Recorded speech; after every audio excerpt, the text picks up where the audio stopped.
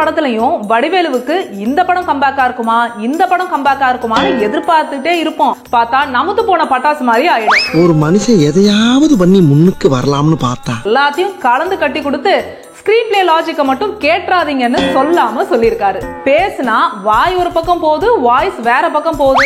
வேற என்ன dubbing lip sync கொடுமைகள். இந்த படத்தை மூட்டை கட்டி முச்சந்தில தான் போட்டிருக்கணும். இனிமேல் ஓம் பிளான் எனக்கு ஒரு கோட்டாகாது. பழைய சாதத்துல பிரியாணி பண்ண ட்ரை பண்ணிருக்காரு சுந்தர்சி.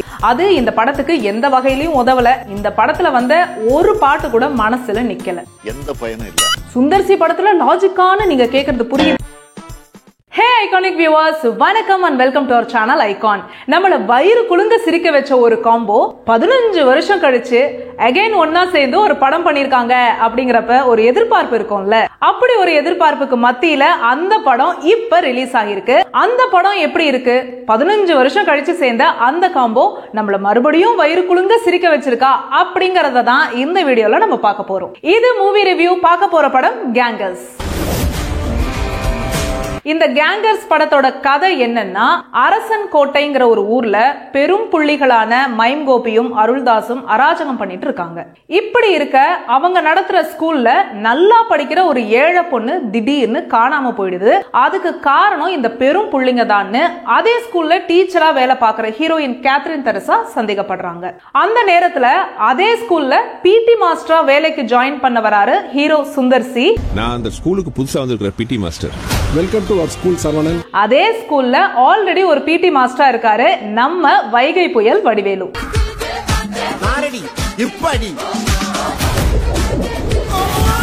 புதுசா வேலைக்கு சேர்ற ஹீரோவுக்கு பொண்ணு காணாம போன விஷயம் தெரிஞ்சு அந்த பொண்ணை கண்டுபிடிக்க ஹீரோயினுக்கு உதவ அவரும் அவங்க கூட டிராவல் பண்றாரு. அந்த டீம் தான் கேங்கர்ஸ்.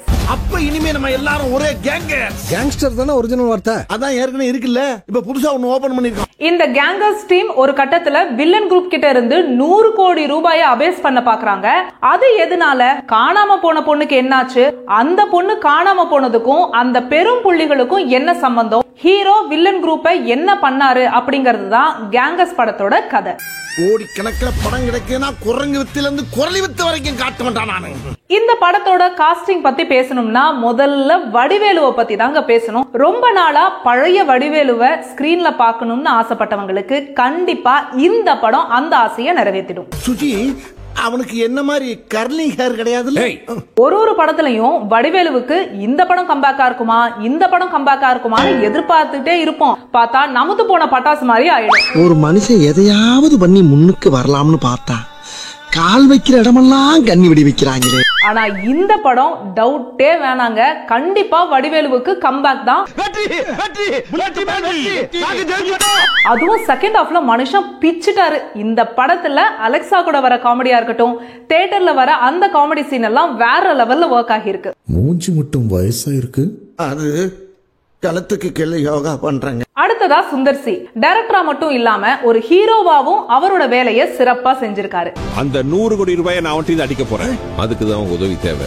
இந்த படம் கலகலப்பு மாதிரி ஒரு ஃபுல் லென்த் காமெடி படம் கிடையாது. இது ஒரு கமர்ஷியல் மசாலா படம். பாட்டு வேணுமா பாட்டு இருக்கு, ஃபைட் வேணுமா ஃபைட் இருக்கு, எமோஷன் சீன்ஸ் வேணுமா அதுவும் இருக்கு, காமெடி வேணுமா இதுவும் இருக்குங்கிற மாதிரி எல்லாத்தையும் கலந்து கட்டி கொடுத்து ஸ்கிரீன் பிளே லாஜிக்க மட்டும் கேட்றாதீங்கன்னு சொல்லாம சொல்லிருக்காரு. முடியாதுங்கிற வார்த்தையை நாம முடிப்போம். அடுத்து ஹீரோயின் கேத்ரின் தெரசா ஜவுளி கடை பொம்மை மாதிரி நிறைய சீன்ல எந்த ஒரு ரியாக்ஷனும் இல்லாம இருக்காங்க. பேசுனா வாய் ஒரு பக்கம் போகுது, வாய்ஸ் வேற பக்கம் போகுது. வேற என்ன டப்பிங் லிப்சிங் கொடுமைகள். என்ன கொடுமை சரவணன்.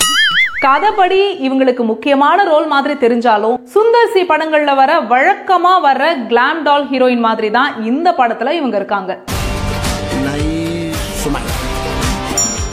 மத்தபடி இந்த படத்துல குட்டி ரோல்ல வர வாணி போஜனா இருக்கட்டும், வில்லன்களா வர மைம் கோபி அருள்தாஸா இருக்கட்டும், ஹரிஷ் பேரடி, பக்ஸ் அவங்க இவங்கன்னு எல்லாருமே அவங்களோட ரோலுக்கு ரொம்ப நல்லாவே ஜஸ்டிஸ் பண்ணிருக்காங்க. நீ தான் அடிச்ச நீயே சொன்னா நம்ப மாட்டேன். ஏன்னா நீ ஒரு டோமர் எனக்கு தெரியும். இந்த படத்தோட பிளஸ்னா ஒன்னே ஒண்ணுதான், அந்த பிளஸ் வடிவேலு தான். அவரோட காமெடி மட்டும் இல்லனா இந்த படத்தை மூட்டை கட்டி முச்சந்தில தான் போட்டிருக்கணும். இனிமேல் ஓம் பிளான் எனக்கு ஒரு கோட்டாகாது. ஏன் பிளான நீ கேளு. என்ன பிளான்? வா போலாம். இப்ப படத்தோட மைனஸ்களுக்கு வருவோம். முதல் மைனஸ் படத்தோட ஃபர்ஸ்ட் ஆஃப். ரொம்பவே வீக்கான ஸ்கிரீன் பிளேல பழைய சாதத்துல பிரியாணி பண்ண ட்ரை பண்ணிருக்காரு சுந்தர் சி. ரொம்பவே மோசமான மசாலா படமா தான் ஃபர்ஸ்ட் ஆஃப் இருந்துச்சு.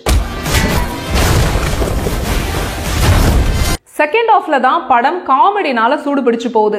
இத வச்சுக்கிட்டாயா எங்களை ஃபர்ஸ்ட் ஆஃப்ல இப்படி சோதிச்சிங்கன்னு கேட்க தோணுச்சு. இத சொல்றதுக்காயா எவ்வளவு காலம் படாத பாடுபட்ட. செகண்ட் மைனஸ் சி சத்யாவோட மியூசிக்.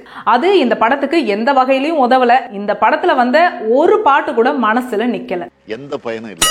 மூணாவது மைனஸ் லாஜிக். சுந்தர் சி படத்துல லாஜிக்கான நீங்க கேக்குறது புரியுது. ஆனா அதுவும் ஒரு படத்துக்கு மைனஸ்ங்கிறப்ப அதை சொல்லி தானே ஆகணும். இரும்பு ராட வச்சு சுந்தர் சியை அடிக்கிறாங்க. மனுஷனுக்கு ஒன்னும் ஆகல. ஆனா அந்த ராடு வளையுது. ஏயா அவர் என்ன சுந்தர் சியா இல்ல டெர்மினேட்டர் சியா? தம்பி காமெடி வேண்டாம், நான் சொல்லிட்டேன். நானு காமெடி பண்ணாத. ஒட்டுமொத்தமா இந்த கேங்கஸ் படத்தை பத்தி சொல்லணும்னா, கஷ்டப்பட்டு எப்படியாச்சும் ஃபர்ஸ்ட் ஆஃப்ங்கிற சுமாரான கல்யாண பந்திய கடந்துட்டீங்கன்னா கடைசியில செகண்ட் ஆஃப்ங்கிற சூப்பரான காமெடி பாயசத்தை சாப்பிடலாம். எப்ப பார்த்தாலும் சாப்பாடு சாப்பாடு. இனிமேல் சாப்பாடை பத்தி பேசினா வாய் இருக்காது. சோ அவ்வளவுதான். இந்த வீடியோ உங்களுக்கு பிடிச்சிருந்ததுன்னா லைக் பண்ணுங்க.